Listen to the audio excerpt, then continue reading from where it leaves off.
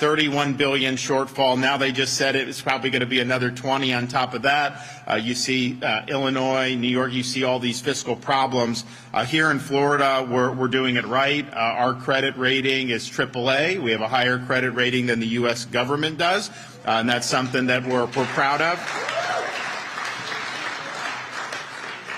We've had an approach that has been fiscally responsible. If you look at the state of Florida compared to New York State, we have millions of more people. Their budget is twice the size of our budget. And yet, when people come from there to here, they will say that we have better services, better roads, and of course our schools are performing higher there. So where is all that money going? I don't know, but we're doing what we need to do in a very fiscally responsible way. We've cut taxes every year since I've been governor and have had record tax reductions, and yet still managed to run big budget surpluses. And we have, since I've become governor, paid off 25% of our state's total debt that it's accumulated for all of its history.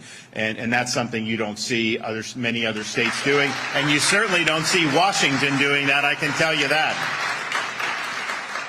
We're also the #1 state for economy, according to CNBC. We rank #1 in education freedom, newly ranked #1 for talent development, #1 public higher education system, #1 for net migration every year since I've been governor, #1 fastest growing state. First time Florida's been the nation's fastest growing state since the 1950s. #1 for new business formations, and that's been true every year since I've been governor. We have the best GDP growth amongst all large states.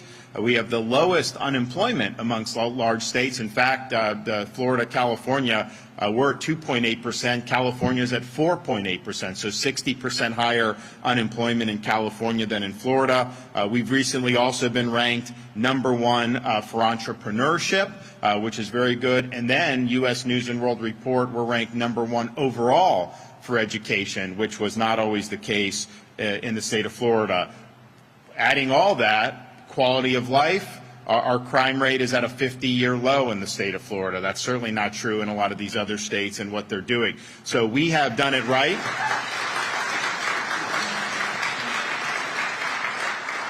So we've done it right, and we're going to continue to do it right with this upcoming fiscal year budget. Now, the budget that we're going to be submitting to the legislature is a top line of $114.4 billion. That is actually less than our current fiscal year 2023-2024 budget, and yet, even with an overall reduction in spending, as you'll see, we're going to be making key investments in things that really matter, like education and infrastructure and transportation. With our budget, we will have a surplus reserve amount that is $16.3 billion. Now, typically when we do these announcements, we say here's what we anticipated being, but what's happened is the last 3 years it always ends up being more, because what happens is the economy here does better than in other parts of the country, so you end up bringing in more revenue even though you're reducing taxes because you're broadening your economic base. So I would anticipate that we likely will end up with more in reserve at the end of this. I mean, for example, this current fiscal year, we're now into December, so we have the numbers July through November. Every single month, we brought in more revenue than was forecasted to be brought in. And so these budgets, the numbers are forecasted, and we typically will beat that. We're also going to pledge another $455 million to something we started this fiscal year. It's an accelerated debt repayment program. So our debt is now about $15 billion.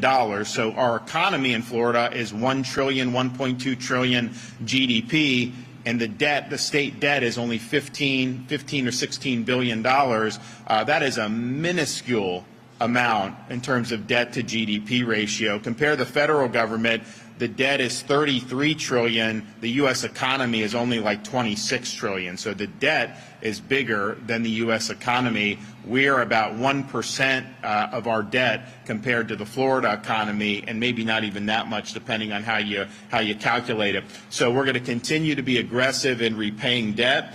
We are also going to be reducing the size of government by eliminating over 1,000 positions throughout the state government, and that's going to help us realign resources to focus on efficiency. We will continue to provide big tax relief. So this budget provides more than $1.1 billion in tax relief, including a new tax relief initiative, $431 million to reduce the cost of homeowners insurance. And so that'll go up to housing values of $750,000. 6 sales tax holidays, which will save taxpayers more than $475 million, including 2 back-to-school sales tax holidays, disaster preparedness tax holiday, the 3-month Freedom Summer tax holiday, which we started a couple years ago, and that is outdoor recreation items, events, tickets, all kinds of stuff, so that Florida families can enjoy the summer. 7-day tool tax holiday, so that people who either work for a living with tools or just you have it at your house and you're doing it yourself, you'll be able to get those tools tax-free for that week. We're also going to continue with $170 million in small business tax cuts, and we are going to make permanent something that we did this year on a temporary basis. So after this next legislative session, the over-the-counter pet medications will permanently be tax-free in the state of Florida. And we did this right now. The over-the-counter has a tax holiday for this fiscal year. The pet food has a tax holiday for this fiscal year. We made permanent this year all the tax relief on baby items. So none of the items that people need for babies, diapers, wipes, cribs, strollers, clothes, none of that is taxed in Florida anymore. So that saves families a lot of money. I can tell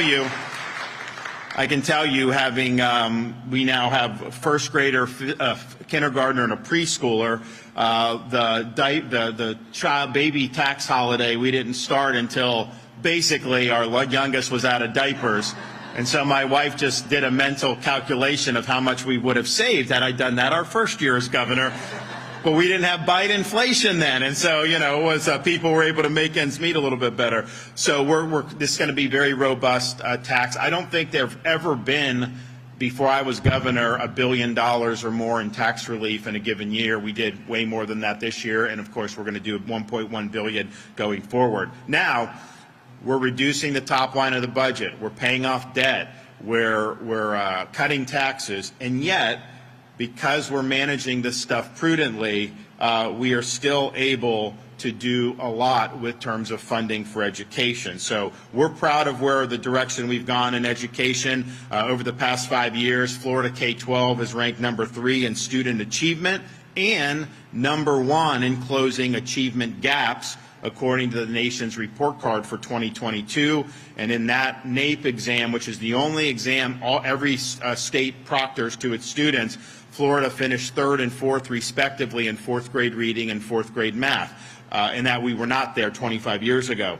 We also have more school choice in Florida than anywhere else in the United States, and we've had a lot of people that have helped do that. My colleagues in the legislature, of course, Speaker Renner and Senate President Kathleen Passidomo have helped expand that since I've been governor. And you look right here, we're at a charter school. The thing about, I tell people when people ask me about Florida education, say parents have the ability to make a lot of different choices. You can, of course, just go to your neighborhood school that's in the school district. Most school districts now offer choice programs, and so you can go to different parts of your county, most likely. You also can choose a charter school like we are here, which is public, but it's not controlled by the school district. And then you have private scholarships where you can go to private school. And the thing about a school like this here is they're not entitled to get any students. They have to earn the students. They have to convince parents that this is a good place for their kids to go. So we've created an environment where schools have an incentive to continue to do better. And that's why I think you've seen not only our achievement results be good, but within our school districts you've seen improvements, as well as our charter and private school folks. Now, we've also continued to do record investments in school safety and mental health. I took the reins of that when I came in 2019, and we've done more for school safety than any state in the country, implementing the Marjorie Stoneman Douglas recommendations and also doing even more. We have also done record salary increases for teachers in the state of Florida. We've done billions of dollars of increase for teacher salaries, including at charter schools like we are here.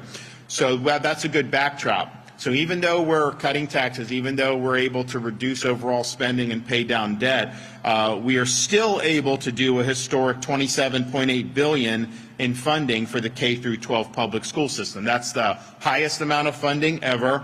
That includes per pupil investment at $88,442 per student. That's $175 more than last year, and that's the highest that we've had on record. And while we're happy to do that, we understand that that doesn't necessarily translate into academic success. There's states that spend way more and have terrible results, and so we're always focused on the results, but we understand that this is important for a lot of schools. Our budget will provide for close to 300,000 scholarships for K-12 students, and that's a huge, huge deal, and there's no one else in the country that is able to match that. We want to make sure that we're going to continue for school safety, so we have overall money for that, but we're also going to continue to provide resources for Jewish day schools, which unfortunately in this day and age can be targeted, and we've done a lot to make sure that doesn't happen in Florida, but you see what's going around in the country right now. It's really, really sad to see some of the outpouring of hate regarding our Jewish community. Budget also provides another $10 million for the newly created nonprofit security grant program. So this allows houses of worship, schools, and community centers with resources to help with security and to help with safety. We are continuing our mission to raise teacher salaries. So this budget includes $1.25 billion that has to go to teacher salary increases. It's a categorical in the budget. We don't want it spent on bureaucracy or red tape. We want it to go to teachers, and so that's a $200 million increase over the current year budget. We're also going to do $1.6 billion for early childhood education, including $450 million for voluntary pre-K programs, and we are going to continue to set aside $10 million to recruit veterans and first responders to join the teaching profession here in the state of Florida. And that's something that I think is going to be meaningful to a lot of students to be able to have teachers with that type of experience. We're also doing $4 million for our teacher apprenticeship program. You can sit there and go to school, and that's fine, and I know you need to do that, but the way you learn is really to be doing it, and this apprenticeship program gives would-be teachers the ability to be able to do that. We've also been proud to take the lead on ensuring robust American civics education throughout the state of Florida. We have more standards in high school. We have a test that students take before they graduate that's modeled after the citizenship exam. We also created a program called the Florida Civic Seal of Excellence, which gives $3,000 bonuses to every teacher that goes through this civics training program. And this is a program that we got people from Hillsdale College and Heritage Foundation, all these people to come to provide a course that talks about the foundations of this republic. How did it come to be? What are the intellectual currents that led to the American Revolution, the Constitution, and things that have animated us throughout history? It's been a phenomenal program. It's already done 11,000 teachers have gone through it. And the thing is, you don't even need to be a civics teacher because these are ideas and principles that are important for almost anything that you're doing. So we encourage all teachers to do it. So we are going to do another $52 million for all of our civics programs, including the teacher bonuses, including our speech and debate initiative. And we're going to continue to stress the importance that when we graduate students from our school system here, we don't want them to be blank slates. We want them to understand what it means to be an American citizen.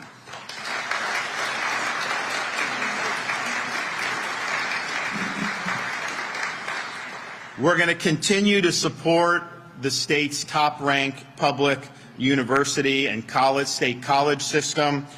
Now, I would be remiss if I didn't point out that we had one of our schools, Florida State, go undefeated this year and win the conference championship. And they earned a spot in the college football playoffs.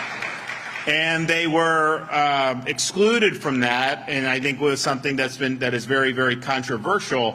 Now, I don't know what all goes into that decision making. I know a lot of people have been disappointed. I know the school and the Board of Governors are looking to see, is there anything that can be done. I don't think there would be anything where they could get relief prior to the tournament, obviously, but in terms of going forward, and I don't know if there is. But what we decided to do, we're setting aside $1 million for any litigation expenses that may become as a result of this really, really poor decision by the college football playoffs to exclude an undefeated team who won a big Power 5 conference championship. And look, I'm as governor, I didn't go to any of the Florida universities, and so I've said from the beginning, I just want us to get back to where Miami, Florida, and Florida State were always competing for the national championship. I want more of our blue chip high school recruits to stay in state and all that. And that's kind of been what I've done. But the fact that we live now in Tallahassee and in the governor's residence, my first grader, my fifth grader, and my preschooler, what they know is Tallahassee. And so they are all Noles, and they are big-time fans. And they do the tomahawk chop, and they were not happy on Sunday when Florida State was left out on that college football special selection show. So it's unfortunate that we have to even do that, but we are going to put aside $1 million and let the chips fall where they may on that. I know, and now they're going to go forward. It's going to be a larger playoff, which I think maybe is probably too many teams, because there's a happy medium between having a playoff, which I think we should, to where the regular season doesn't mean as much anymore. I mean, to me, it's like if you win and you're undefeated, that should mean something. I mean, that should really be significant. And they're telling us that it doesn't, that other factors matter more. So that's just not how I would approach it. Nevertheless, we are going to continue to ensure that our higher education, and you know what, and I got to thank Florida State, because I used to kind of joke with trustees, some of the college presidents in the past, because Florida, the state of Florida would be able to say we've done so well in higher education. I mean, Florida State is ranked in the top 15 public universities, University of Florida, number 5. Wall Street Journal even ranked University of Florida #1 public in the country. So you have all this stuff, and it's good, and there's a lot of excitement about that. And all I would say is, I like those academic rankings. I just want the football rankings to match that. Florida State delivered on that. I mean, they did everything that we could have asked for them to do, and I think that they're going to continue to do well as a program. And that makes it exciting when these teams are doing well. It really makes it fun to be in Florida during the fall football season. Now, we are going to do, for the whole university system, we're going to continue to support, but we're supporting in ways that make sense. We are going to fund, of course, the Bright Futures Scholarship Program, and so that's a $603 million investment. And in Florida, Bright Futures, you basically go to school for either free or very, very reduced, depending on the level of scholarship you get, and that's depending on your performance as a student in high school. But to be able to go and have virtually no debt and get a degree from a prestigious university, you don't have that option very many places in the United States. You do have it here, and part of the reason you have it here is not just the Bright Futures, but it's the fact that we have not allowed them to raise tuition since I've been governor. So the tuition's the same today as it has been in years past. We're going to continue to hold the line on tuition. What I've found is when universities raise tuition, they just use it to increase administrative bloat and bureaucracy and red tape. It doesn't actually increase the value of the education, and in fact, a lot of that never sees the inside of a classroom. So we're holding the line on tuition. We also eliminated DE&I from our public universities, so that's a bureaucracy that can wither and go away. That'll save money, and it'll save a lot of positions as well. And that's the thing.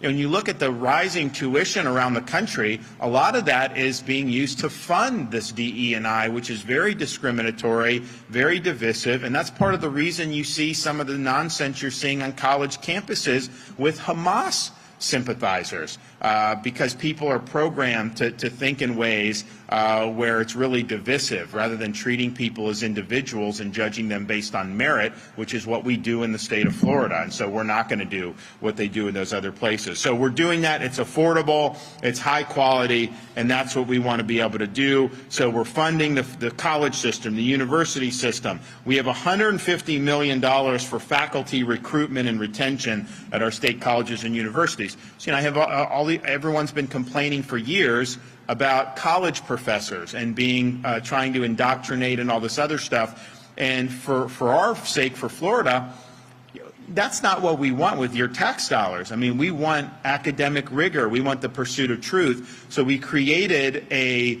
review process for tenured professors. They undergo review every 5 years and can be let go for poor performance. So that's how we have it in Florida now. So, and you're seeing some, I mean, there's been gnashing of teeth about this in the media and stuff. Oh, some of these professors are leaving, this or that. But just understand, if you have Marxist professors leaving, that is a gain for the state of Florida. That's not a negative. I mean, we want to make sure we're doing well.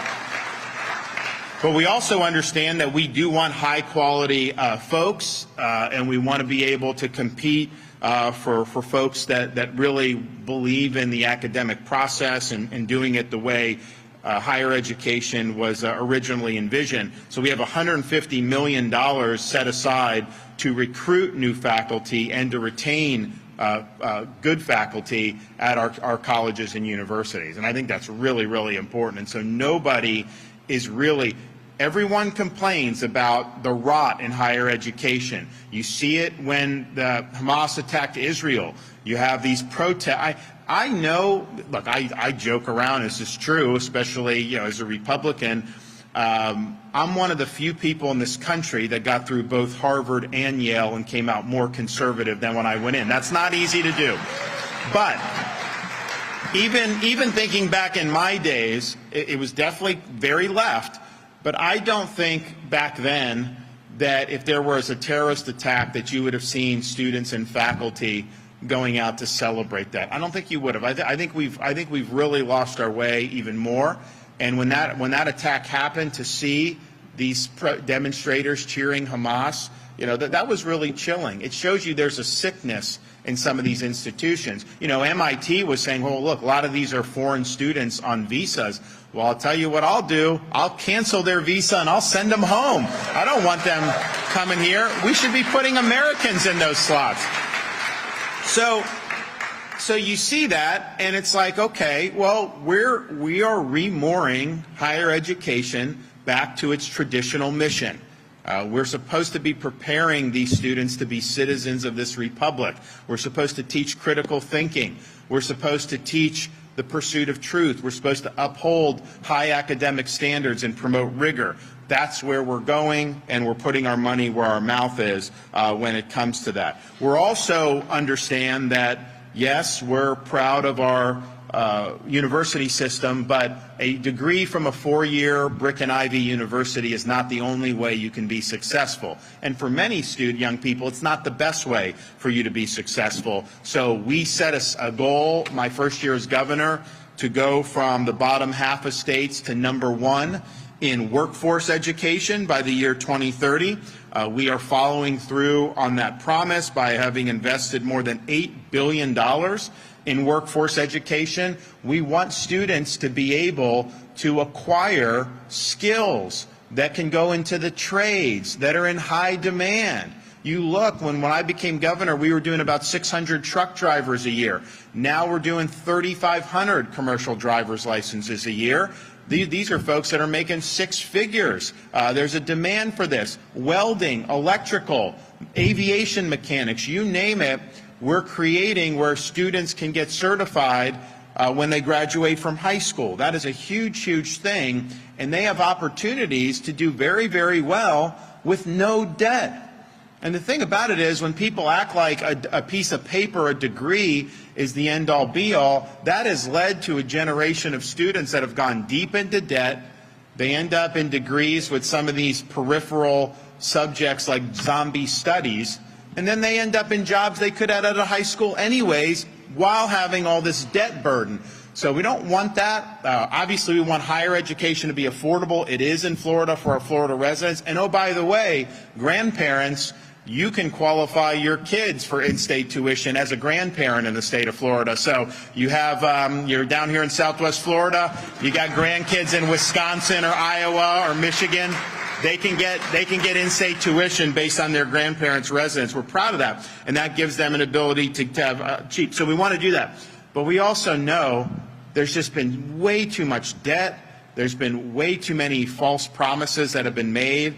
This workforce education provides great opportunities, great upside. So we have close to $900 million in this budget to support workforce programs, including our CTE program statewide, $200 million to create new CTE subjects and programs, and $20 million to expand apprenticeship programs for high school and college students under our Pathways for Career Opportunities grant program. So we've doubled the number of apprenticeships that we're doing in the state of Florida just in the last few years, and that's the type of thing that the best way to learn is to do. And so we're working with businesses, we're working with other folks to be able to slot in these students to be able to acquire the skills right there in action, right there on the job. So we're going to continue doing that. I think that's a great way to move forward as a country. We're also understand that some of the things that we've seen on college campuses with respect to anti-Semitism is unacceptable.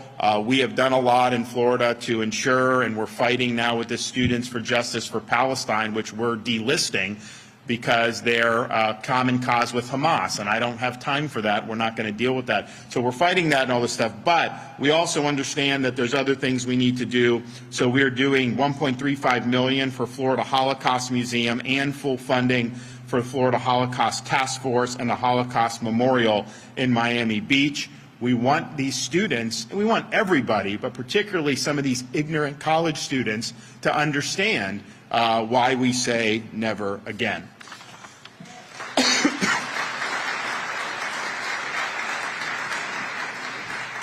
Now, our economy is stronger than just about any states in the country. We're proud of that. We have had significant in-migration into the state of Florida. I think it's been close to 500,000 on net over the last several years. That's #1 in the country by far. Of course, you see the places people are leaving, like California and Illinois and New York. They all have similar governing philosophies, and people really are fleeing the poor results of those policies, and they're coming to Florida because they like the way we've done business here. And that's great, and I'm not even asking for people to come. I mean, you'll have some governors that are just like begging anyone to come to their state. Like, I have not done that. I think my first year as governor, I did some trips for some business development, and then since then, it's like a lot of them just call us just saying, hey, we're coming to Florida, we just want to let you know all this stuff. And so that's just the way it's been. I mean, it's been where we've had a lot of people that have really wanted to come here. So we understand that, and I'm not even asking for migration, but it's a free country, people vote with their feet. So that means we have responsibilities in terms of things like transportation and infrastructure to make sure that people can get around in ways that work. So we are including $14.5 billion for our state transportation work program. That is a robust budget. $630 million will be for phase 2 of our Moving Florida Forward initiative. That'll expedite another 20 projects to relieve traffic congestion. So last year we had to make a decision. Our surplus reached like $22 billion. And, you know, you don't want to run deficits, obviously, but you also don't want to run too big a surplus, because that means that this isn't being allocated properly. So we did the big tax relief, of course, but we also set aside $4 billion of that surplus to accelerate a lot of these transportation programs. So there's going to end up being projects that would have taken 20 years that'll be done in 5 or 6. And that's going to make a big difference as the state's growing, because even though we're laying pavement, even though we're fixing things, it's very tough to keep up with the pace. And so by moving that money forward, that allows us to try to get ahead of this. So we're going to continue to do that with this budget going forward, and I think it is going to make a difference. You know, there are some spots in Southwest Florida, but I'll tell you, there's some spots in like Central Florida where you just get stuck. So we're going to work to get that and alleviate that traffic. It's very, very important. We're also going to do things like $100 million for the Job Growth Grant Fund. So that's a fund that I have as governor that I can use for workforce, I can use for infrastructure, and I can use for economic development. So, for example, we recently just did about $20 million to help facilitate the production of more semiconductors in the state of Florida. And it's been something that we've been supportive of because it has geopolitical implications. It has a lot of implications to be able to do. When I was debating Newsom, he tried to say that that was Biden that did it. I'm like, what are you talking about? That came from the Job Growth Grant Fund. And there was even a media, of course, not getting it right, that was trying to say that this is somehow money from Biden. It is not money from Biden. It is money from the State Job Growth Grant Fund. We saw that as being something that was beneficial, so we put resources there. We've also done things to create more infrastructure, training programs, you name it, but that's been money well spent. We're going to continue to fund Visit Florida with $105 million, $175 million for the Small Business Credit Initiative, $25 million for the Rural Infrastructure Fund, $100 million to expand broadband internet access, $88 million for Small County Outreach Program, and fully funds workforce housing initiatives with $400 million to continue to support the Live Local Act, which was Kathleen Passidomo's signature legislation in this year's legislative session. And honestly, it's working. You know, sometimes when things are done, you know, you can look at data, and that's important, and it's not necessarily something that can be substituted, but it's also just like when I'm in different parts of the state and I keep hearing that Live Local, these people like, hey, we're going to be building more housing, then you know that it's having its intended purpose. And ultimately, part of the housing rents and all that is just the inflation, which has just been bad for everybody, but part of it is you need more supply. You need more supply in areas where people that are cops and teachers and nurses are able to work in the community, or able to live in the communities that they work. So she did that, I think, in a way that's been very, very successful. So we're going to continue to do that. Environment. We've done huge for environment since I've been governor. Everything I promised I would do, I've delivered, and we over-delivered on the promises for water quality, Everglades restoration. We're going to have these reservoirs completed. We're going to continue to have more water flowing south through the Everglades to Florida Bay as God intended. And we're really showing that you can take a massive, massive restoration project of a huge magnitude and actually get it done. And it had been languishing for many, many years, and we came and we got it done. So we are going to continue to do this. There's more than $1 billion in this budget for those types of projects to send water south, protect our springs, protect our waterways. We also we've seen with some of these storms the toll it can take on coastlines in Florida. So we're doing $157 million to support the resiliency of our coastline, and $50 million for beach renourishment. You know, when Ian came through Southwest Florida, there was obviously understandable focus on this part of the state, but it went through the entire state and left in the Atlantic Ocean off the east coast of Florida in like Daytona Beach. You go to Volusia County, and it had probably gone 100, 200 miles over Florida. They had massive dunes wiped out. They had serious problems with their coastline for a storm that had gone all the way across Florida. So this is a big deal all around the state of Florida. We're also going to provide $175 million to protect Florida's prized properties and $100 million for the Rural and Family Lands Program to protect important agriculture lands. That includes $20 million for citrus research and to support the Florida citrus industry. Law and order. This budget continues our commitment to ensuring that we are not only just a law and order state, but a great place to be in law enforcement. And we're doing that by continuing our program to offer $5,000 signing bonuses for recruits coming into the state of Florida, and either our police sheriff's departments or in our state agencies. And we've gotten a lot of press on people leaving from Chicago and New York to come to Florida. And I can tell you, I've not met one of these guys that have wanted to go back. I mean, once they come here, they like it. It's a good quality of life, but they're appreciated by Floridians because we support the people that wear the uniform. I was in California recently, and I ran into one of the police chiefs there in a pretty nice area, and I was like, "How you doing, man?" And he's like, "Oh, I'm doing good. All my police officers want to move to Florida now." And so, you know, we've created, I think, an environment where we're attracting a lot of good people. But that $5,000 bonus is not just for out-of-state coming in.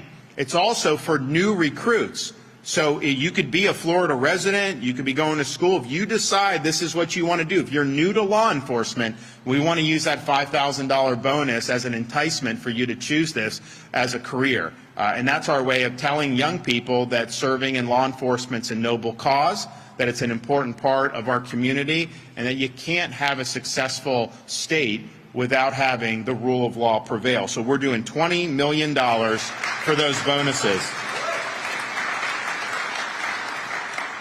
And we may do, you know, and we've also, so we've done the bonuses. We've also done 3 years in a row.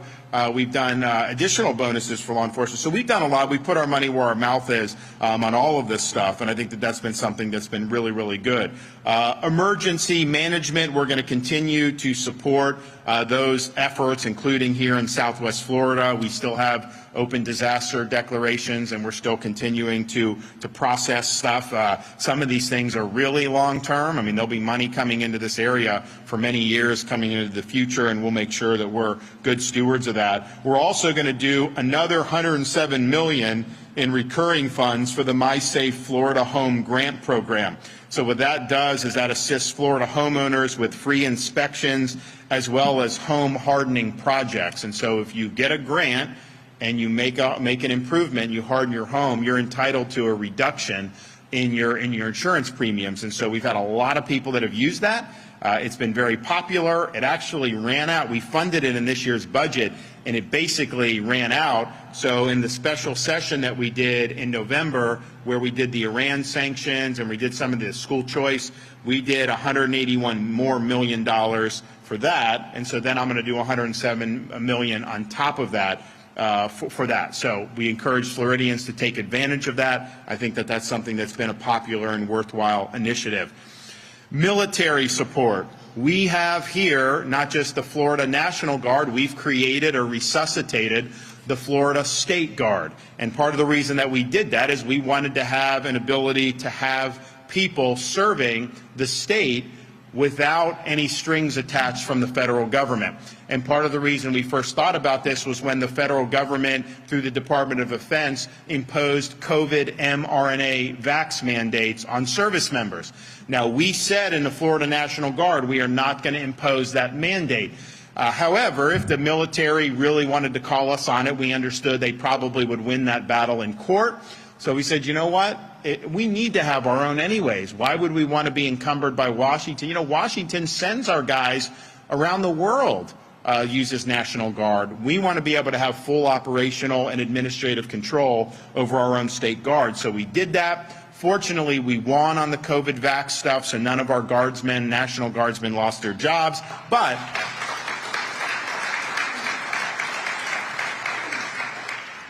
we think that this is something worthwhile. So we had the Florida State Guard responded for the first time in 75 years with Hurricane Idalia. We're doing another $57 million to help equip, train, and recruit new members.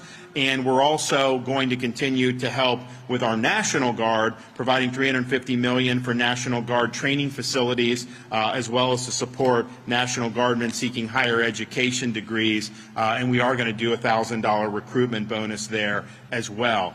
So we've been able to do an awful lot with respect to both the National Guard and our State Guard.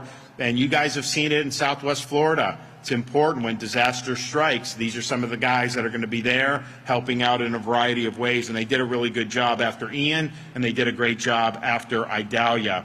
We are going to do for health, we're going to make sure that we're doing things to help veterans as well. $8.9 million to support improvements in equipment for the state veterans nursing homes, and then we are going to begin building the 9th state veterans nursing home, which has been something that's been very, very important to a lot of our elderly veterans. We are also going to support seniors by doing a $15 million for increasing services through the Community Care for the Elderly program and the Home Care for the Elderly program, as well as $6 million to expand the number of seniors served through our Alzheimer's disease initiative. And we've also looked at people with unique abilities, $127.4 million to provide necessary services so that they can help reach their full God-given potential. When you look at what's happening with the Biden border crisis, we have massive amounts of fentanyl that are coming across that border. That is impacting every community in this country. You know, we've done a lot to combat illegal immigration in Florida, and incidentally, we did legislation this year that really was strong and the strongest in the country, and we've seen the impact. When I first sent people to help Texas in the border in 2021, our guys would report that a lot of the people coming through the border, Florida was their intended destination, 30 to 40%. Now the reports are very few are saying Florida, because they know we're taking the problem seriously, and they know they can go to a sanctuary jurisdiction rather than go to Florida where we're going to enforce the laws. So those policies have worked for sure. But the drugs are going everywhere. And people say, oh, well, you're not a border state. Every community is a border community now because of what's happened with the fentanyl. So we have $295 million for behavioral health services to enhance mobile response services, support for crisis diversion services and mental health treatment facilities. We're also doing $153 million from our national opioid settlement money to support our opioid recovery office, which is very, very important, and $31.8 million for our coordinated opioid recovery network, our CORE network. This is intervention to help people who are addicted to opioids, and we've had success. We were the only state in the country that had a year-over-year decline in overdose deaths. That's very difficult to achieve, and I think it's a result of this program. The relapse rate is very small with people that actually go through our CORE network, and we're going to continue to be able to do that. We're doing $103 million for child welfare system, $9.8 million for adoption incentives for those who choose to adopt children from our child welfare system. We're going to provide $447 million to support the care for pregnant women and children, improving access to medical care, and support care for seriously ill children and babies. And then also with cancer being something that's near and dear to our family's heart, as Casey having dealt with breast cancer, cancer research, something we've been very supportive of. We're doing $232 million for cancer research, $60 million for the Florida Cancer Innovation Fund, $40 million increase over last year. That supports groundbreaking research throughout the state, and $127.5 million for the Casey DeSantis Cancer Research Program to enhance the quality and competitiveness of cancer care. So this is a budget that is, I think, respecting the taxpayers of this state. We are living within our means. We are even paring back expenses. We're reducing the size of government. We're cutting taxes. We're eliminating more of our state debt. Yet, we also have record investment for education, record support for transportation and infrastructure, record support for environmental restoration and water quality. That is how you govern well. You need to know that your money is being used in ways that are benefiting the people of this state and the state of Florida. You're not going to see us be in a situation where we're spending twice as much of a state with more population than us and producing bad outcomes like you've seen in New York. No. We're proud that our budget's half their budget, and yet we're able to deliver for the people in a really, really big way. So I think people in Florida can have a lot of satisfaction to know that the state is strong. Our fiscal situation has never been better, and we're going to continue showing the rest of the country how it's done. So thank you all.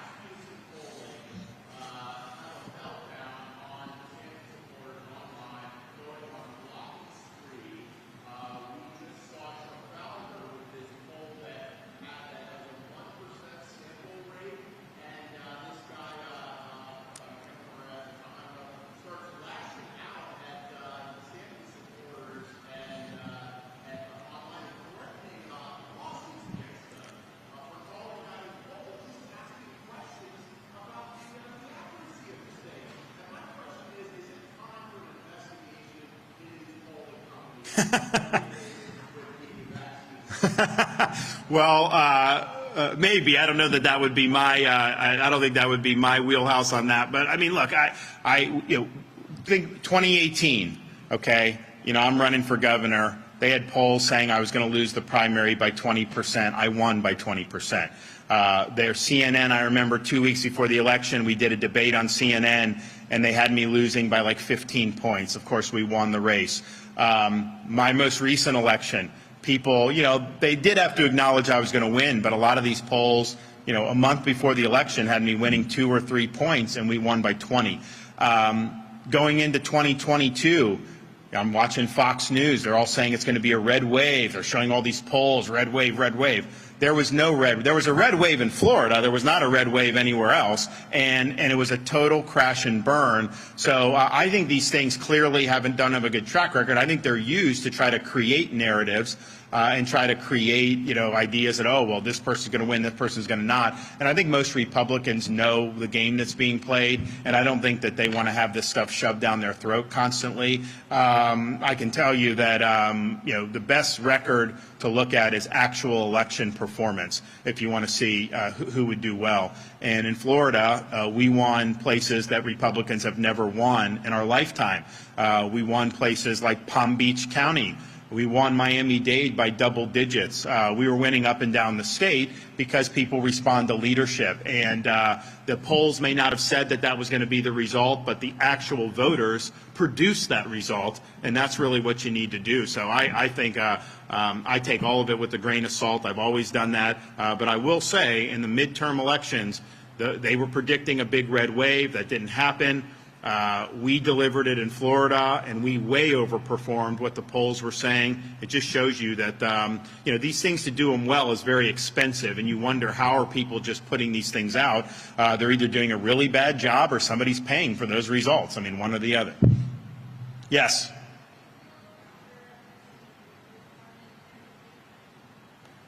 No, I mean, we just did a debate with the governor of California. We got 5.4 million viewers just on the day.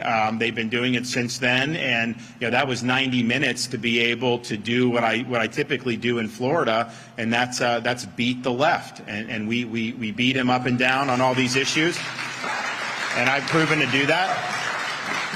And I'm really the only one that's running of any candidate that has actually beat these people. And we've done that across every subject in Florida. And that's what it's going to take to turn around the country. I mean, to have campaign slogans, to say this and that, and then not produce results or not win the election. That's not going to do the trick. So we have a responsibility to do that. So I'm going to go. I mean, I think there's going to be 4 of us up there. Why Donald Trump refuses to debate is just beyond me. I mean, if you're doing so well, you should want to go up there and make your case. And I think voters deserve to hear from candidates as to why they should be the nominee, especially a candidate that's had 2 opportunities already. So, I'm hoping he actually blamed me yesterday for Florida State not making the playoff. He's also blamed. He's attacked me as saying that New York and Cuomo did better and handled COVID better than Florida. He said he's attacked me for being pro-life. He sided with Disney when we work to protect kids from sexualized curriculum. And so this is what he does. Now he's doing it behind his keyboard on his social media site, which a lot of people aren't seeing what's happening, and the media is not really amplifying, but he's definitely been doing that. So, okay, if you're gonna be a keyboard warrior, get out of your dungeon, get off the keyboard, stand on the debate stage, and let's go. Let's go do it. I don't think he will do it because I don't think he can stand there for 2 hours against me and come out on top. I think they know that, and I think that's why they're not doing it. So yeah, I'll be there. It'll be fun. But if you're not willing to debate, that just speaks volumes about your record and about not wanting to answer questions. I mean, think about it. We fought Fauci and his administration on COVID. We would not have been open if I had listened to them. They attacked me for opening schools. They told me to close restaurants in the fall of 2020, all this stuff. And he's never had to answer for why he didn't fire Fauci and why he gave Fauci an award his last day in office. I mean, really? You're giving this guy an award the last day in office? Why would you do that? Well, he doesn't want to answer that question or a lot of the other questions. You know, now he's bragging about being supported by BLM. And I'm thinking like, and he's putting that out there. A lot of people aren't amplifying it, but he's doing it. And I'm thinking to myself, they burnt down cities in this country. You know, people died as a result of that. They did billions of dollars in damage. That's not an endorsement I would want to have from any of those people. And, of course, that happened on his watch. It didn't happen in Florida because we didn't let it happen in Florida. We called out the National Guard and said, you riot at your own peril. We are going to hold you accountable. And that's what you have to do as the executive. You can't let cities burn down. So I think you owe it to the people to debate. Yes.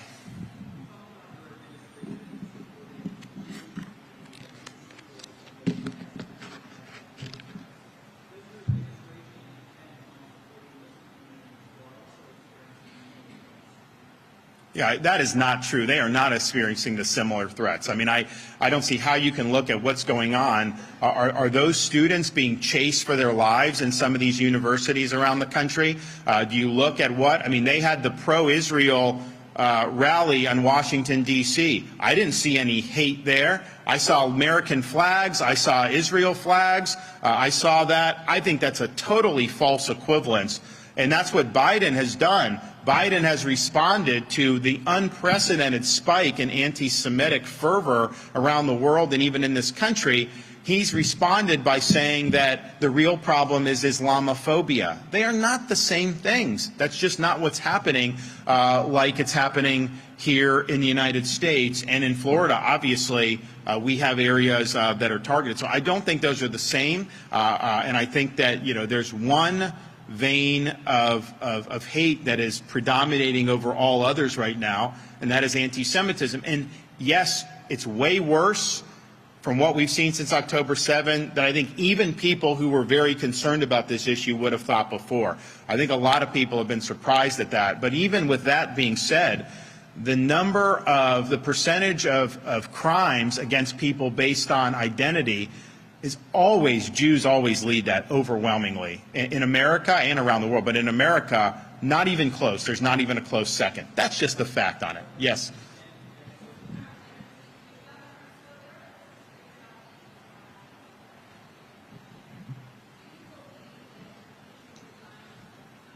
I've already said yes.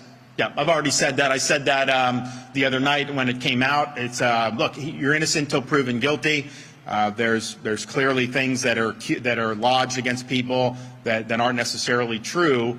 But I think when you have an investigation of crimes of this magnitude, I think that the mission has to come first.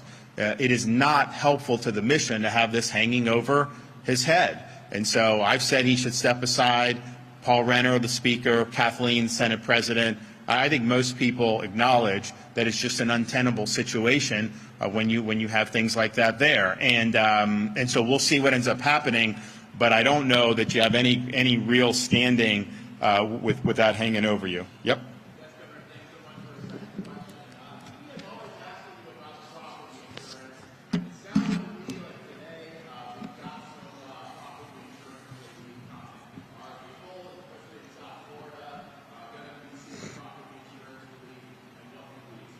Well, this budget has $450 million for reducing some of the taxes and fees on people's insurance bills. That will go up to home values of $750,000. We're trying to make it for middle and low-income people. We are also doing the My Safe Florida Home program. So between what the legislature just did and what we'll do, that'll be ended up being $290 million, where you get grants, make improvements to your home, and then get lower rates. And then just the overall picture since the reforms were done in about a year ago and kicked in this year, we now have 7 companies that have either entered the market or that are looking to enter the market. We got through a hurricane season we did have one major, but it hit in a very rural part of the state. So the damage that did cumulatively was nothing compared to Ian in terms of the scope of it, just because Ian ran over millions and millions of people. The one in Idalia, that went over a relatively small number. Now, it did do serious damage, but the scale of it financially was not. So in terms of the insurance companies, people thought, Ian, that they may just go out of business. I mean, it was a really, really big thing. This is something that I think people say that, the state got through this season pretty good. So I think you're going to see more capital come online, but ultimately this is not something that's run by the government. I mean, it's private companies that have to want to come into the market and have confidence that they're in an environment that makes sense. We have done a lot to increase that. We don't have the runaway lawsuits anymore like we used to, which drove up premiums a lot. So it's feasible to come in and offer premiums that are competitive and yet still make money. And that's the thing. These are private companies. They have to make money. So I think that those reforms have been good. This will be good for additional relief. And then if there's other things that we can do with the legislature in the upcoming session, of course, we would be ready, willing, and able to do that. All right, everybody. Thank you. God bless. We'll see you.